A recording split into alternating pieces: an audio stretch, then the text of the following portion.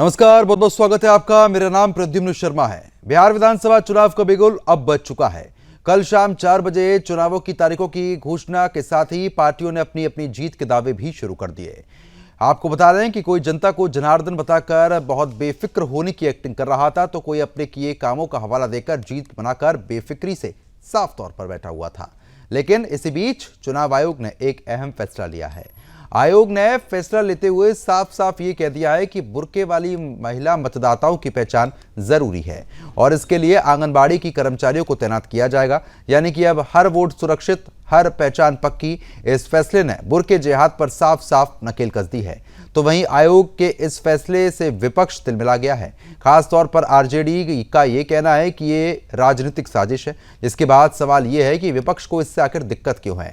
जब voter list में photo ID है, फिर डर किस बात का है। मामले को लेकर चर्चा करेंगे, लेकिन उससे पहले इसको लेकर एक विशेष रिपोर्ट हमारी देखिए और समझिए कि पूरा मामला है क्या।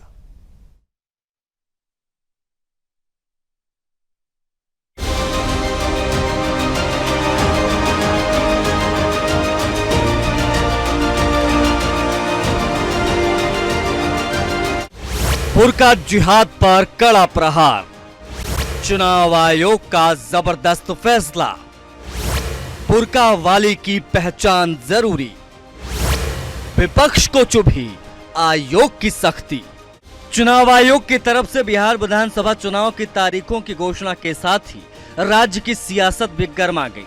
प्रमुख राजनीतिक दलों ने अपनी अपनी जीत के दावे भी तेज कर दिए हैं और चुनावी रणनीतियों में नई जान फूंकनी सभी ने शुरू कर दी है। देखिए, बिहार के लोग जो है इंतज़ार कर रहे हैं और ये जो तारीख जो है, ये बिहार के लोग भविष्य में अगर इतिहास पढ़ेंगे पन्नों में तो ये सुनहरे अक्षरों से लिखा जाएगा। जो तारीख, जो 14 नवंबर का जो तारीख होगा, यानी बिहार के लोग बदलाव चाहते हैं। बिहार के लोग जो हैं इस बार महागठबंधन की सरकार चाहते हैं। जो 20 साल से इन लोगों ने अपराध, भ्रष्टाचार, अफसरशाही, तानाशाही, घोटालेबाजी, जिस हिसाब से इन लोगों ने बिहार की सरकार ने जो दिया है, बिहार के लोग जो है त्रस्त हो चुके हैं, परेशान हो चुके हैं और मुख्यमंत्री अचेत अवस्था में।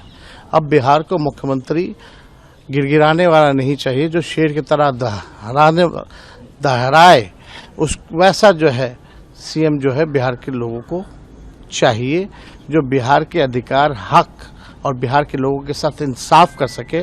ऐसा मुख्यमंत्री बिहार को चाहिए। एक बार फिर से एनडीए के सरकार बनी और अब यहाँ से बिहार एगो नया उड़ान भरी।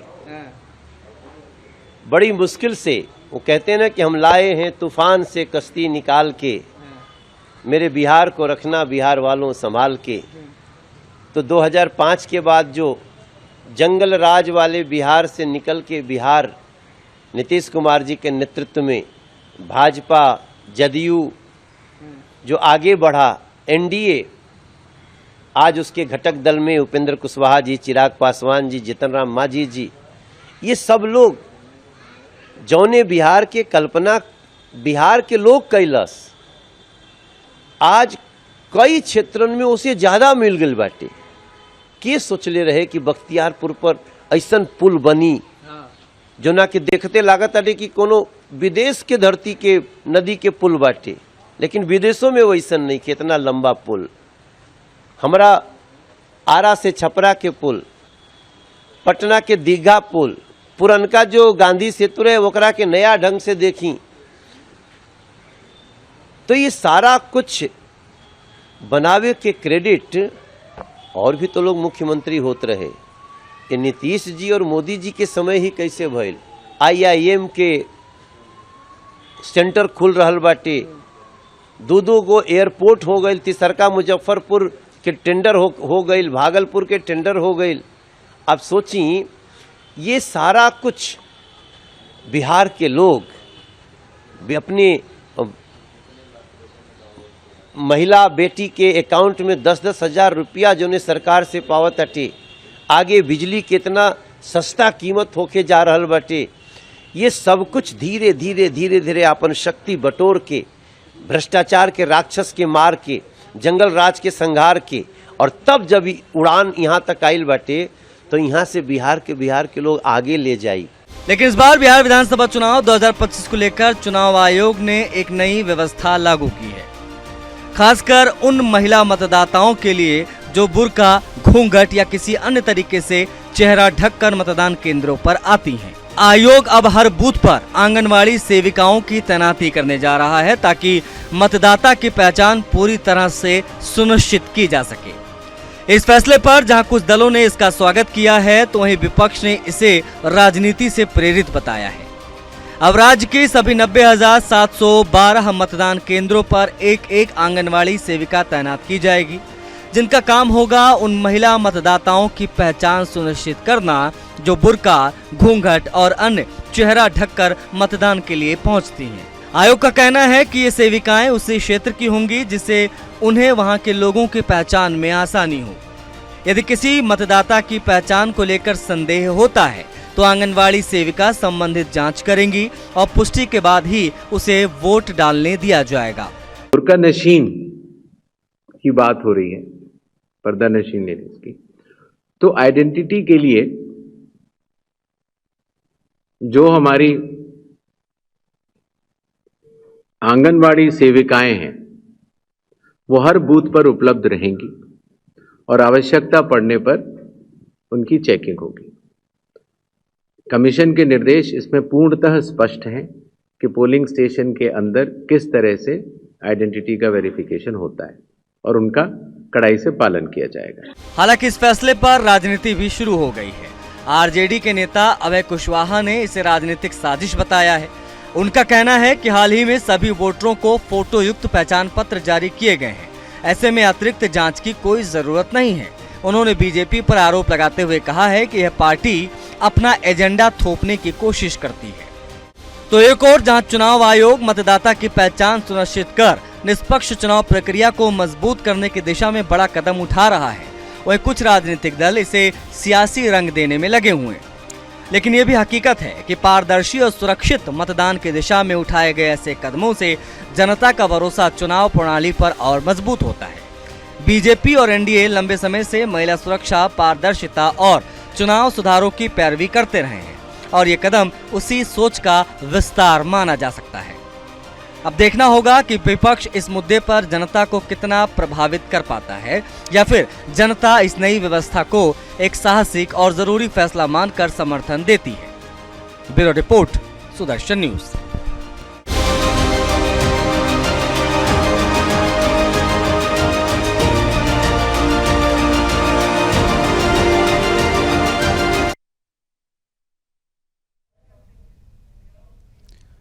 तो फिलहाल जिस तरीके से आपने खास रिपोर्ट देखी, अब हम चर्चा को आगे बढ़ा लेते हैं। खास मेहमान हमारे साथ जुड़ चुके हैं, उनका हम रुख कर लेते हैं। बीजेपी विधायक जो है वो हमारे साथ यहाँ पर जुड़ रहे हैं। निकी इब्राहिम है, बहुत बहुत स्वागत है आपका। राहुल आनंद है, बीजेपी प्रवक्ता है, आपका भी बहुत बहुत स्वागत है। कांग्रेस प्रवक्ता है रतन तिवारी जी, आपका भी स्वागत है।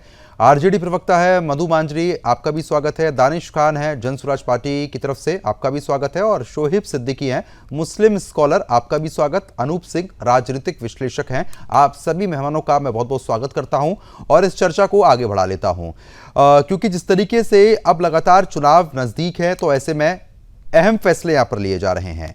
वोट जिहाद पर बुर्का प्रहार क्यों कहा जा रहा है ये भी हम आपको बताएंगे, लेकिन यह समझना जरूरी है कि आखिरकार यह स्थिति बन क्यों रही है। सबसे पहले राहुल आनंद जी, मैं आप ही के पास आऊंगा, क्योंकि अब देखिए एक तरफ तो चुनाव आयोग लगातार महत्वपूर्ण फैसले ले रहा है। वो साफ तौर पर कह रहा है कि कोई भी वोट की चोरी ना हो, कोई परेशानी खड़ी ना हो, हम सभी चीज को साफ तौर पर रखना चाहते हैं और साफ साफ रखना चाहते हैं, लेकिन विपक्ष इस पर भी आपत्ति कर रहा है।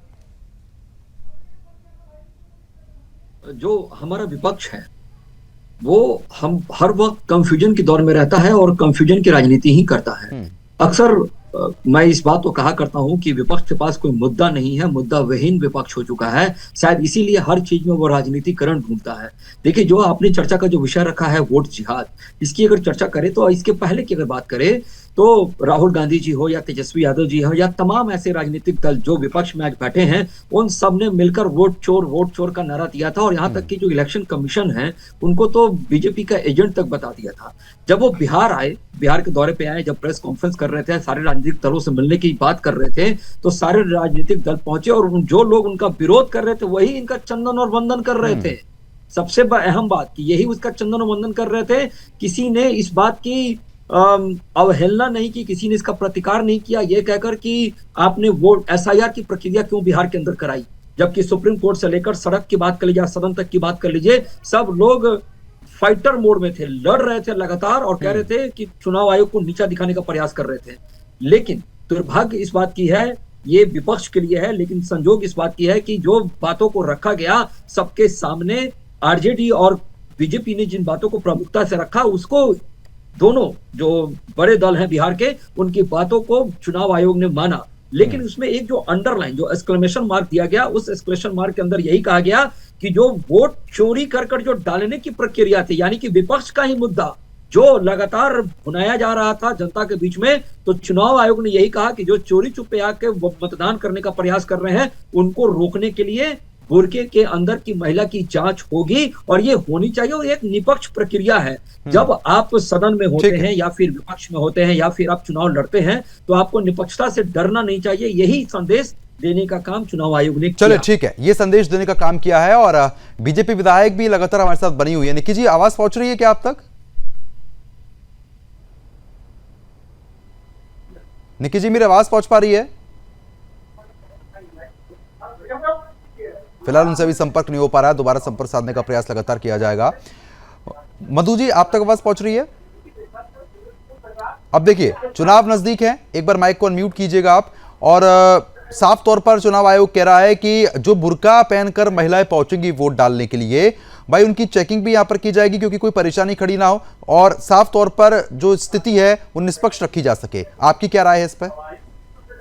जैसा कि आप देखेंगे कि SIR की प्रक्रिया के तहत ही जिस तरह का सारा मतलब प्रक्रिया रहा, डॉक्यूमेंट जिस तरह से मांगा गया, तो कहीं ना कहीं विपक्ष जो है इस पे बहुत सक्रिय रूप अपना भूमिका निभाया। और आदरणीय तेजस्वी प्रसाद यादव हो या राहुल गांधी जी हो, वो लगातार इस पे लोगों को अवेयर करते रहे। अवेयर ही नहीं करते रहे, बिहार की जनता अवेयर हुई और अवेयर होने के साथ साथ ही सबने इस प्रक्रिया में मतलब पूरा भागीदारी निभाया। और आज कारण है, फिर भी देखिए कि बहुत सारे लोगों को का नाम जो काटा गया उस पे भी अभी जिस तरह से है कि अभी मतलब 10 दिन पहले तक का मतलब वोट में नाम जुड़वा सकते हैं। और दूसरी बात आप कहते हैं कि पर्दा नशी लोग जो है जो बुर्का पहन के जाते हैं या तो घूंघट लेकर के जाते हैं, इस पे राजनीति जो करने की बात है तो हम लोग नहीं करते हैं। हम लोग करते हैं पारदर्शिता होनी चाहिए और किसी का अधिकारों का हनन नहीं होना चाहिए, क्योंकि हर किसी का वोट देने का अधिकार है।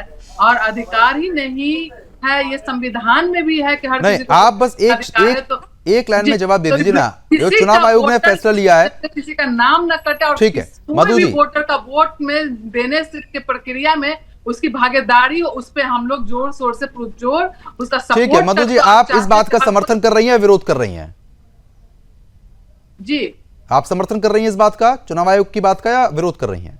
देखिए, समर्थन और विरोध की बात ही नहीं है। हम चाहते हैं कि किसी का भी जो है जो वोटर लिस्ट में नाम भी ना कटे और कोई भी या महिला हो पुरुष हो जो भी है सबको अपना अधिकार का पूरा अधिकार मिले कि वो वोट डाल सके। चलो ठीक है, बीजेपी विधायक एक बार फिर हमारे साथ जुड़ गई हैं। निकी जी, आवाज पहुंच रही है मेरी? अधिकार छीनने का कार्य ना हो। चलिए ठीक है, निकी जी आवाज पहुंच रही है मेरी? नहीं हो पा रहा है संपर्क। जनसुराज पार्टी से दानिश खान भी लगातार बने हुए हैं। दानिश जी, अब देखिए फैसले लगातार लिए जा रहे हैं, अब चुनाव भी नजदीक है और साफ तौर पर चुनाव आयोग कह रहा है कि निष्पक्ष तरीके से चीजें हमें करनी है। आप आपत्ति जता रहे हैं क्या इस पूरी जो भी चुनाव आयोग की तरफ से फैसला लिया गया है? एक बार माइक को अनम्यूट कीजिए आप। इसमें आचार संहिता कोई नया फैसला नहीं लिया। सब दिन रहा है कि जो नकाब में बुरखे में रहती हैं उनके लिए महिला पुलिस की सुविधा हमेशा से रही है कि जो वोट दे रही है एक्चुअल में वो सही औरत है कि नहीं है, तो वो पहले से चला रहा। भले इस बार आंगनबाड़ी सेविका को लगाया गया हो, पुलिस महिला पुलिस को ना लगा के उसको लगाया गया, ये कोई नई चीज नहीं है और ये ट्रांसपेरेंसी के लिए अच्छी चीज है। इसका हम लोग कोई विरोध नहीं कर रहे हैं, क्योंकि जो सही चीज है वो सही चीज है। वोट जो दे रहा वो व्यक्ति सही है कि नहीं है, इसका जांच करने का अधिकार चुनाव आयोग के पास भी है, लेकिन महिला को चिन्हित करने के लिए महिला ही होनी चाहिए। जैसे पहले पुलिस के रूप में थी, अब आंगनबाड़ी सेविका में, इसमें कोई बुराई नहीं है। बिल्कुल, कहीं ना कहीं आप उस चीज के समर्थन में भी हैं। निकी नहीं, जी बिल्कुल, ये हमेशा से है, ये पहली बार नहीं, हमेशा से। चलिए ठीक है। निकी जी आवाज पहुंच पा रही है मेरी? नहीं हो पा रहा है उनसे संपर्क। मुस्लिम स्कॉलर भी बने हुए हैं, उसके बाद राजनीतिक विश्लेषक से मैं भी जानने की कोशिश करूंगा कि स्थिति में क्या बदलाव आया है पहले और अब में। अब देखिए शोएब जी, अब साफ तौर पर महिला कर्मचारियों को तैनात किया जाएगा और साफ तौर पर वो ही उनकी चेकिंग करेंगी, तो उसमें तो कोई आपत्ति नहीं होनी चाहिए। देखिए सर, ऐसा है, यहाँ पर जो बात बहुत इंपॉर्टेंट है कि आप देखिए, घूम फिर के अगर मामला आता तो टारगेट पे सिर्फ मुस्लिम आता है। ये जो नकाब की बात चल रही है, अब शोएब जी, हिंदू तो नकाब पहन के जा नहीं रहे वहां पे। सुन, मैं कह रहा हूँ थोड़ा सा सुन ली, फिर डिबेट शुरू हो जाएगी। देखिए होता क्या है, ये जो हिजाब पे बात आई है, अगर आप बताइए कि हिंदुस्तान में बुर्का होता है, उससे बढ़ के घूंघट होता है, घूंघट के बाद हिजाब होता है, जो अमूमन हर लड़कियां आजकल कंटिन्यू हिजाब पहन के जाती हैं। इसमें कोई बुरी बात नहीं है। आप ये बताइए कि क्या मैं चाहूंगा मेरी बेटी बेपर्दगी से कहीं जाए या मेरी बीवी बेपर्दगी जाए? कोई एक आदमी को बता दिए, इसमें कोई ऐसी बात नहीं है। लेकिन होता क्या है कि पहले अगर आप देखिए, जब औरतें जब लाइन लगा करती थी तो पुलिस वाले जो है उनको चेक करते थे। वहां पुलिस महिलाएं थी, पुलिस किस तरह पब्लिक से बोलती है ये आप भी जानते, हम भी जानते, बताने की जरूरत नहीं है। और खासकर मुस्लिम समुदाय से किस तरह पेश आते हैं लोग, खासकर मुस्लिम महिलाओं से, ये आप भी जानते, मैं भी जानता हूँ। इसमें कोई ऐसी बात नहीं। लेकिन टारगेट पे जिस तरह बात रखी गई है, देखिए पहले भी ऐसे हुआ करता था, आज भी होगा था। मैं चुनाव आयोग का यूं धन्यवाद देना चाहता हूँ कि उन्होंने जो सबसे अच्छी बात ये कही कि आंगनबाड़ी की महिलाओं को वहां पे नियुक्त किया जाएगा। क्योंकि पसे पर्दा वो भी जानते हैं कि पुलिस पे जो लोग चेक करते हैं औरतों को, खास करके पुलिस की लेडीज क्यों ना हो, वो किस तरह चेक करती है, किस तरह महिलाओं से बदतमीजी से पेश आती है। तो समझ ये बात है, तो चुनाव आयोग ने यहाँ पर आंगनबाड़ी के रख के एक अच्छी बात पहल करी है। और कौन चाहता निष्पक्ष इलेक्शन ना होगा, खुद चाहता निष्पक्ष इलेक्शन हो। और हिंदुस्तान पहला आखिरी मुल्क है जहाँ पे औरतों को दैविक दर्जा दिया गया। लेकिन दैविक दर्जा ये नहीं कि एक समुदाय का नाम लिया गया हो, जिस समुदाय की महिला हो उसको दैविक दर्जा दिया गया हो। लेकिन अगर आप ये सोचे एक समुदाय के साथ आप बदतमीजी पेश आए, तो मैं समझता बेहतर नहीं है। चुनाव आयोग ने बिल्कुल सही किया, आंगनबाड़ी की औरतों को रखा गया है। जिस हिसाब से अगर कहीं को लगता है तो जाहिर जब महिला को महिला चेक कर सकती, करे, आप कोई आपत्ति नहीं है। लेकिन एक समुदाय को टारगेट बना के इस तरह की स्कीम रखी जाती है, तो मैं समझता हूँ समुदाय को जो ठेस पहुंचेगी और पहुंचना भी चाहिए। हिजाब कौन नहीं पहनता? मेरी बेटी हिजाब लगाती है। चलो ठीक है, आप कह रहे हैं कि एक समुदाय को टारगेट किया जा रहा है। ठीक है, ठीक है। निकी जी, मेरी आवाज पहुंच पा रही है अब आप तक? निकी जी, मेरी आवाज पहुंच रही है? आपकी आवाज हम तक नहीं आ रही निकी जी। राजनीतिक विश्लेषक भी लगातार हमारे साथ बने हुए हैं। अनूप जी, क्योंकि अब देखिए लगातार ये आरोप लगते हैं कि एक समुदाय को टारगेट किया जाता है। अब बिहार में इस पैमाने पर डर शुरू हो चुका है क्या कि वोट की इतनी बड़े पैमाने पर चोरी हो रही थी पहले भी, कि भाई अब बुरखा भी चेक हो रहा है, SIR भी हो गया? देखिए प्रद्युम्न जी, मेरा मानना है इसमें कि जो भी चुनाव आयोग एक संवैधानिक संस्था है, उसके नियम बनाने और चुनाव को निष्पक्ष कराने की जवाबदेही उनकी होती है। अब रही बात ये अभी जो बुर्का वाली बात आ रही है, ये आज नई नहीं है, ये कई वर्षों से होता रहा है। इसमें थोड़ा सा चेंज भी ये सिर्फ यही हुआ है कि आप इस बार आंगनबाड़ी की सेविकाओं को उसमें आपने लगाए। और इसमें कोई भी शक वाली बात नहीं है कि हर दल इस बात को मानता है कि इसमें वोट की चोरी नहीं होनी चाहिए। और अगर इसमें जैसे दानिश खान साहब हैं, वो भी इस बात से तकल्लुफ रखते हैं कि नहीं, ये जो स्टैंड है ये सही है, सरकार का ये चुनाव आयोग का ये कदम सही है, तो मैं समझता हूँ इस पर कोई राजनीति करने वाली बात तो है नहीं। और इसको सांप्रदायिकता के नजर से न देखते हुए एक लोकतंत्र के महापर्व में सबकी समुचित भागीदारी हो और सही तरीके से ये चुनाव को संपन्न कराएं, इसको कोई सांप्रदायिक रंग या जाति विशेष या धर्म विशेष से टारगेट न करें। ठीक है राहुल जी, अब देखिए शोएब जी लगातार यही बात कह रहे हैं कि भाई एक समुदाय को टारगेट किया जाता है, SIR का मुद्दा हो या फिर ये मुद्दा क्यों ना हो, आप किस समुदाय को टारगेट कर रहे हैं? विपक्ष के कथनी और करनी में बड़ा ही फर्क है। विपक्ष की जो राजनीति करने की जो स्थिति है वो मानसिक रूप से दिवालियापन घोषित हो चुकी है, और यही तुष्टीकरण की ये भाषा बोलते हैं जो अभी आप हमारे पैनलिस्ट इस बातों को कह रहे थे।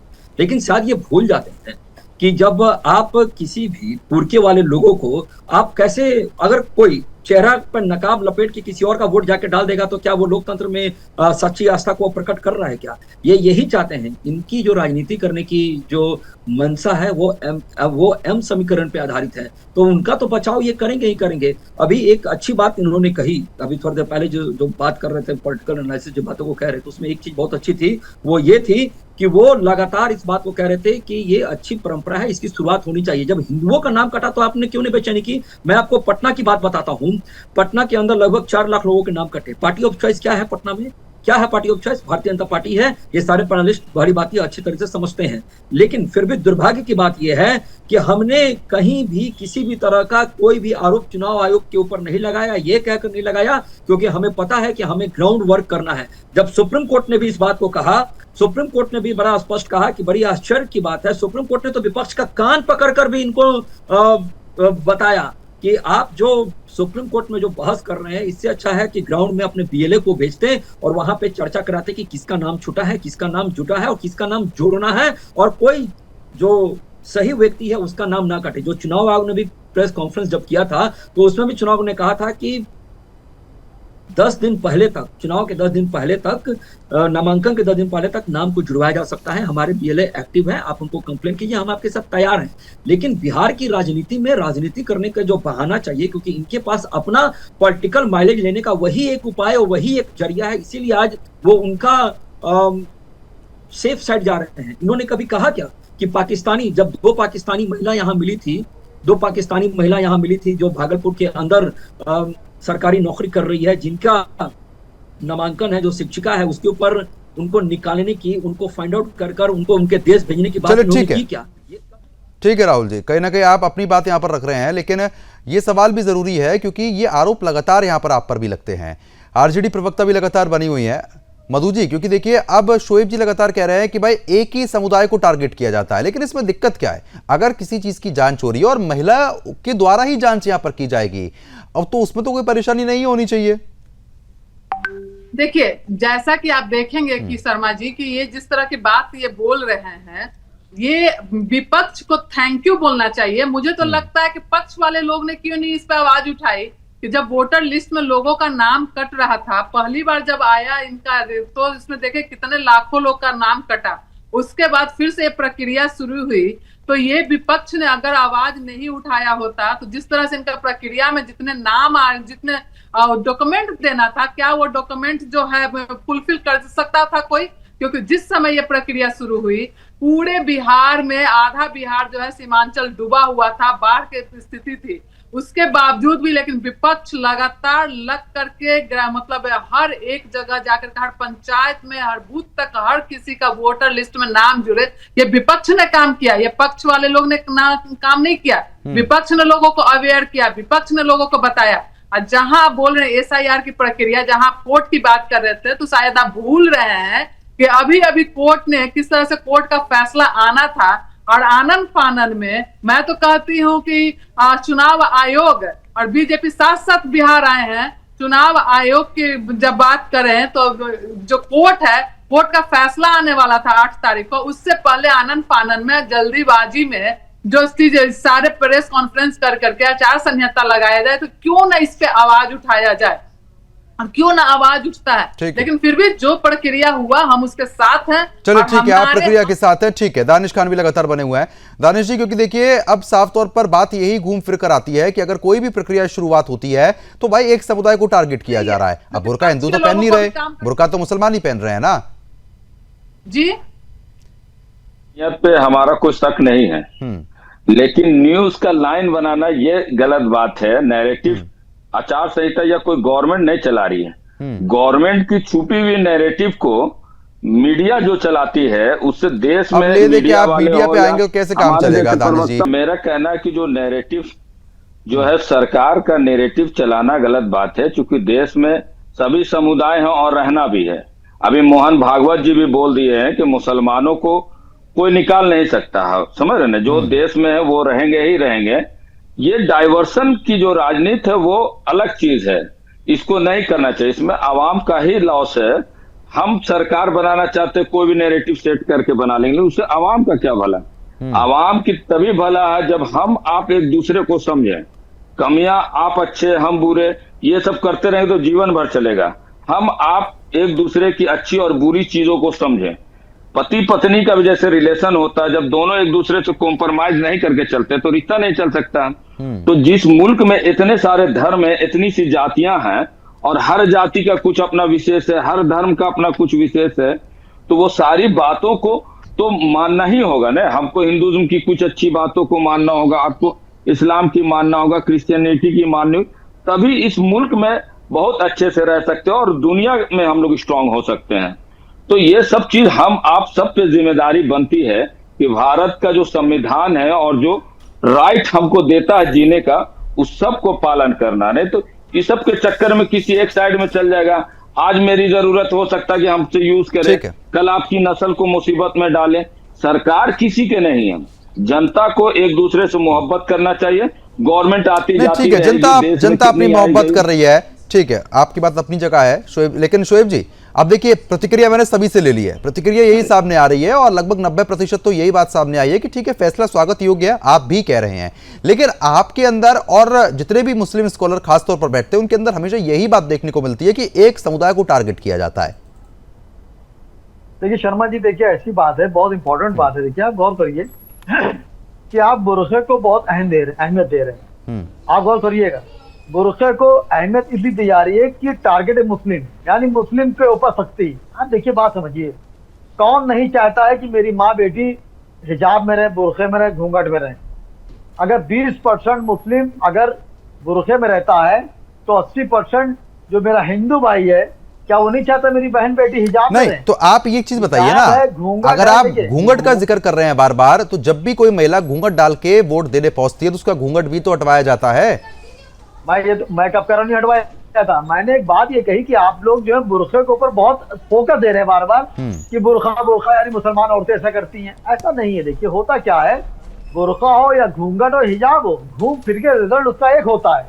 जैसे चुनाव आयोग भी चाह रहा है, आप भी चाह रहे हैं, हम भी चाह रहे हैं, विपक्ष भी चाह रहा है कि चुनाव सुकून से हो जाए, अच्छा हो जाए, क्योंकि बिहार में अक्सर बड़े दंगे हो जाते हैं इलेक्शन टाइम पे। इलेक्शन टाइम की बात नहीं है। अब देखिए ना, जब चुनाव आयोग ने बुरके को लेकर ये फैसला लिया है तो कुछ सोच समझ के लिया होगा ना, क्योंकि ऐसे कई केसेस सामने आए हैं, शिकायत पहुंची है, जब ही तो फैसले होते हैं। बिल्कुल सही कह रहे हैं आप, मैं इसको इनकार नहीं कर रहा हूँ। चुनाव आयोग ने जो फैसला दिया, आप उनके फैसले में आप बारीकी देखिए सर शर्मा जी। पहले क्या था, पुलिस लोग किस तरह बात करते थे, आप भी जानते, मैं भी जानता, बताएं तो नहीं है। जिसकी हुकूमत होती थी उसके अंडर पुलिस हमेशा रहती थी, और कहीं का भी चीफ मिनिस्टर हो वो हमेशा होम मिनिस्ट्री अपने हाथ में रखता था कि डायरेक्ट मैं उससे बात कर सकूं। आप देखिए चुनाव आयोग ने बहुत अच्छी बात करी जो उन्होंने आंगनबाड़ी की औरतों को रखा, क्योंकि उनको मालूम था कि महिलाएं की दुश्मन होती है, चाहे सास बहू की हो, भाभी नंद की दुश्मन हो, ये निज़ाम कुदरत है। मर्द औरत से दुश्मनी बहुत कम करता है, लेकिन औरत दुश्मन होती है, आप भी जानते, हम भी जानते हैं, ये निज़ाम कुदरत है। तो पुलिस की जो लेडीज पुलिस होती है किस तरह बात करती है आप भी जानते हो। उन्होंने सबसे अच्छा कदम जो लिया है वो ये लिया है कि आंगनबाड़ी की औरतों को उन्होंने मंदिराम पे रखा है कि वो, ठीक है, आप उसका स्वागत कर रहे हैं, ठीक है, आप उसका स्वागत कर रहे हैं, ठीक है, बीजेपी प्रवक्ता लगातार बने हैं, स्वागत कर रहे हैं, ठीक है। राहुल जी, अब देखिए, अगर कोई भी ऐसी बात कही जाती है मुस्लिम स्कॉलरों से तो वो हमेशा यही कहते हैं कि भैया हमें टारगेट किया जा रहा है, हमें फंसाया जा रहा है। लेकिन सवाल कई पैमाने पर खड़े होते हैं। बिहार के अलावा उत्तर प्रदेश की भी बात करते हैं, अचानक से भीड़ इकट्ठी होना, पत्थरबाजी शुरू कर देना, उसके बाद वोट की आड़ में कितने लोग वहां पर वोट डालने पहुंच रहे हैं बुरके की आड़ में, ये सभी चीजें हैं। उसके बाद ये फैसले हो रहे हैं ना, जब ऐसी चीजें सामने आती हैं जब तो कोई निर्णय लिया जाता है। बिल्कुल स्पष्ट है और बिल्कुल साफ संदेश है कि जब भी खास करके एक विशेष समुदाय के लोग जब भी कहीं जाते हैं तो उनके ऊपर कोई ना कोई प्रतिक्रिया हो जाती है। वो होना भी स्वाभाविक होता है, क्योंकि अब तक उन्होंने इतिहास के पन्नों में अगर पृष्ठभूमि को पलट कर देखेंगे तो उन्होंने परिचय ही कुछ ऐसा बना रखा है।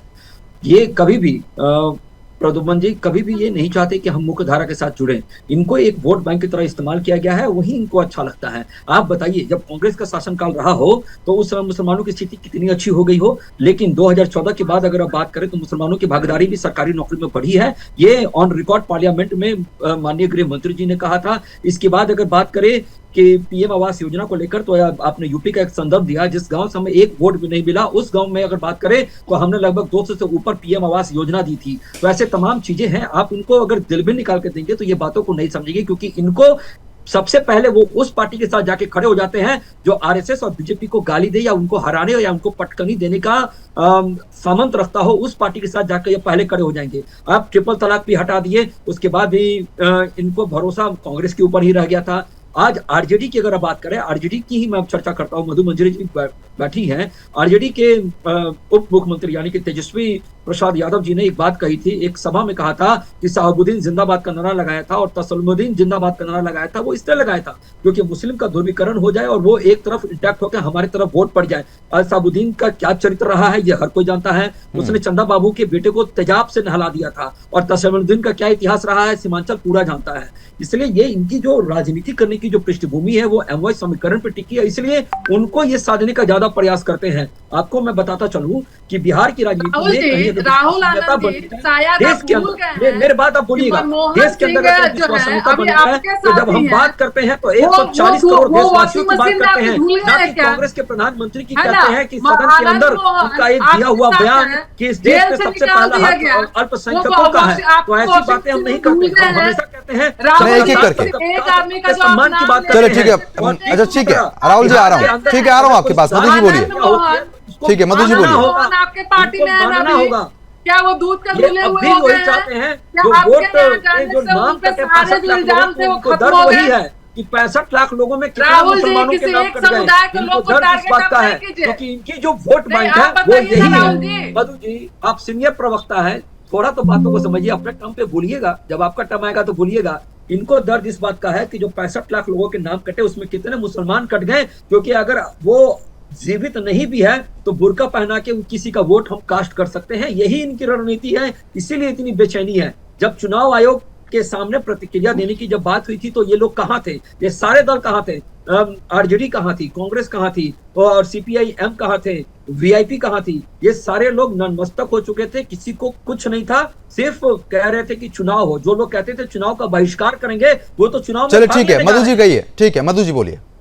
मैं अपने भाई से पूछना चाहती हूँ कि दो बाहुबली, आप किसी खास एक समुदाय के को टारगेट आप नहीं कीजिए। आनंद मोहन जी को जेल से निकाल करके और आनंद सिंह को जो आपने जो वॉशिंग मशीन में धुला है, क्या इस पे आप बताएंगे? क्या नहीं अब देखिए वो मुद्दे से फिर भटकने वाली बात हो जाएगी, उस मुद्दे को छोड़िए आप। जिस तरह से बात का शब्दों का इस्तेमाल करते हैं, खास समुदाय के लोगों को टारगेट करते हैं, तो आज आप आनंद मोहन को जेल से निकलवा के क्यों जिंदाबाद नहीं? बोल ठीक रहे है अब वो मुद्दे से भटकने की कोशिश मत, नहीं मुद्दे से मत भटकिए आप मधु जी। बात आती है जब आपने खुद बोला कि एसआईआर के तहत हमने सारे मृत का नाम काट दिया, सारे बाहरी का नाम काट दिया, सब चीज कर दिया, तो फिर आप कहाँ से बोल रहे हैं? चलो ठीक है मधु जी आ रहा हूँ मैं। शोएब जी बोलिए, शोएब जल्दी बोलिए। तो कैसे दूसरे का नाम पे आकर देखिए शर्मा जी, एक शिकायत मुझे आपसे भी मोहब्बत वाली शिकायत है कि जब बीजेपी प्रवक्ता बोलता है तो आप कहीं ना कहीं लुकमा नहीं देते, पूरी बात सुन लेते, लेकिन हम लोग काट देते हैं। मैं उनकी बात ये कहना चाह रहा हूँ, मैंने उनकी बात भी काटी है। देखिए बुरखा की बात, उनके बात का जवाब देने आपको नहीं देना तो फिर उन बीजेपी वाले को लोग बैठाइए, बाकी लोग को बैठाइए नहीं। तो मधु जी जो आप बोल रही हैं वो मुद्दे से भटक रही है ना आप। नहीं आप जो मुद्दा है उस मुद्दे पे बात कीजिए ना। विपक्ष को भी उतना ही टाइम देना पड़ेगा। तो टाइम दे तो रहा हूँ मैं आपको। शोएब जी कितनी बार बोल चुके हैं, आप कितनी बार बोल चुकी हैं, टाइम सबको दिया है। शर्मा जी देखिए शर्मा जी होता क्या है कि जैसे क्लास टीचर जब होता है कि हर बच्चे को एक नजर देखेगा तो बेहतर है, और माँ बाप अपनी हर औलाद को एक बराबर देखेंगे तो बेहतर है। आप बीजेपी प्रवक्ता में बीच में नहीं बोल रहे ज्यादा, ये आपको मानना पड़ेगा। आप सुनिए, बुरखे का मतलब चेहरा छुपाना। शोएब जी एक चीज आप बताइए, अब जब बुरके की बात हो रही है आप किसको जेल में डाल रहे हो, किसको जेल से निकाल रहे हो, उस बात का क्या मतलब है यहाँ पे? उन्होंने बोला था देखिए बुरखे का, तो उनको रोका ना मैंने वहाँ पे। देखिए बात निकल जाएगी। चलिए ठीक है शोएब जी आप अपनी बात पूरी कीजिए। एक सेकंड देखिए शर्मा जी, जैसे बुरखे का मतलब चेहरा छुपाना, उसको खोल के देखना, घूंघट का मतलब चेहरा छुपाना, हिजाब का चेहरा, हर चीज चेहरे छुपाने की, और इंसान का चेहरे से ही पेट नापा जाता है, पहली बात। और दूसरी बात हमारे प्रवक्ता भाई ने कहा कि मुस्लिम की नौकरी की दर बढ़ी है। अरे कैसी बात कर रहे हैं साहब, पॉइंट पर मुस्लिम की नौकरी चली आई, प्राइवेट कंपनी से मुस्लिम निकाले जा रहे हैं। चलिए ठीक है, कहां निकाले जा रहे हैं एक बार समझ लेते हैं। ठीक है, राजनीतिक विश्लेषक भी लगातार बने हैं। अनूप जी, अब कितनी मुसलमानों की नौकरी दर में इजाफा हुआ है और कितने बदलाव आए, जल्दी बताइए आप। प्रद्युम्न जी, अभी सरकार ने जो भी योजना चलाई है उसमें कोई भी फेवरिज्म किसी की तरफ से नहीं है कि ये मुसलमान है तो इसको नहीं मिलेगा, ये हिंदू है तो इसको मिलेगा। अब यहाँ जो सिचुएशन बुर्का वाली बात है ना, मेरा मानना है कि ये विपक्ष थोड़ा हताशे में है। उनके पास कोई विषय नहीं है, इसे विषय को भटकाने के लिए, मतदाताओं को गुमराह करने के लिए आपने ये बुर्का वाला इशू उठा दिया है। जबकि चुनाव आयोग ने इस पर अपना स्टेटमेंट एकदम क्लियर किया है और अंतरात्मा से अगर पूछें तो सभी इस बात को मानते हैं कि ये स्टैंड सही। जब ये सब लोग सही मानते ही हैं भाई, तो फिर इसमें डिबेट का गुंजाइश, पहली बात। दूसरी बात, अगर हमारे पिताजी का देहांत हो गया, हमने तो जाके वॉलंटरली नाम कटवाया, माताजी का हो गया नाम कटवाया, तो जब नाम का जांच हो, कोई जिनका जब वो अभी जिंदा नहीं है उनके नाम पर गलत नहीं हो, फिर इसकी ही तो जांच की जा रही है। हाँ, तो फिर इस पर विवाद का विषय होना नहीं विपक्ष चाहिए। को वो भी मंजूरी नहीं है। दानिश जी, अब विपक्ष लगातार जो हो अल्लाह करता है, अब चाहे ये मुद्दा हो चाहे एसआईआर का मुद्दा हो, उसको किस तरीके से आप देख रहे हैं? देखिए, मुसलमान के मुद्दे के लिए जो मुसलमान के हितैषी हैं उनका भी फायदा है, जो भाजपा के लोग हैं उनका भी फायदा है। हम लोगों को हिंदू मुसलमान की राजनीति करना ही नहीं है, क्योंकि हम लोग जो समझ रहे हैं वो सबको साथ लेके चलने वाली बात है। आरजेडी का भी बहुत सुरखुरू है, वो अपना शो करते हैं कि हम मुसलमानों के बहुत जज्बाती जुड़े हुए हैं, उनके लिए हम ये कर रहे हैं, वो कर रहे हैं, फलाना कर रहे हैं, कुछ नहीं कर रहे। भाजपा भी जिस तरह से मुसलमान की बात करती है, अभी टिकट में पता चल जाएगा कि वो मुसलमान को टिकट दे रही हैं। तो ये जो बहाना है कि हम देश में एक बड़ी आबादी को क्या दे रहे, ये बात है। डायलॉग डिलीवरी से नहीं पता चलता। मुसलमान पागल थोड़ी है कि जो भाजपा के अगेंस्ट होता है। मुसलमान देख रहा है ना कि सारी चीजें हमारे खिलाफ सरकार चला रही है, जबकि संविधान ने आपको राइट दिया, हम लोग चुनते हैं, देश के प्रधान को चुनते हैं, देश में सरकारें बनती है हम ही। चलिए ठीक है, अब समय कम है। आप सभी का बहुत बहुत शुक्रिया हमारे साथ जुड़ने के लिए, इस चर्चा में हिस्सा लेने के लिए आप सभी का बहुत बहुत धन्यवाद है। और जिस तरीके से आपने इस पर अपनी प्रतिक्रिया भी यहाँ पर दी है, लेकिन सबसे बड़ा सवाल यही है, क्योंकि एक तरफ तो विपक्ष लगातार कह रहा है कि ये जो न्याय लगातार हो रहा है और जो चीजें चुनाव आयोग कर रहा है हम उसका स्वागत भी करते हैं, लेकिन दूसरी तरफ उसके मन में सवाल ये भी है कि एक धर्म, एक मजहब को क्यों आखिरकार टारगेट किया जा रहा है, ये भी अपने आप में सवाल है। लेकिन विपक्ष को फिलहाल जवाब मिल चुका है। चुनाव आयोग ने साफ कर दिया है कि जो भी महिलाएं बुर्का पहन के वहां पर पहुंचेंगी उनकी महिला अधिकारियों के द्वारा ही, महिला कर्मचारियों के द्वारा ही जांच कराई जाएगी। अभी के लिए सिर्फ इतना ही। नमस्कार।